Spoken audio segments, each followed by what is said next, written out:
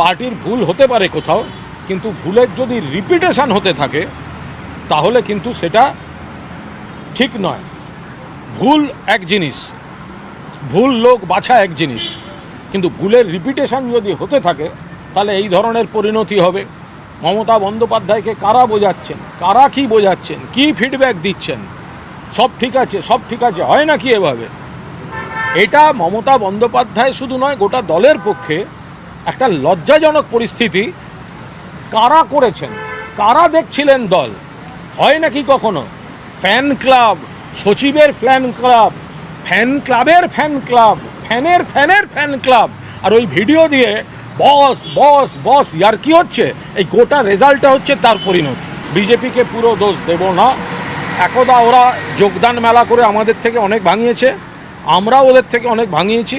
আর যারা ভাঙছে তারা কি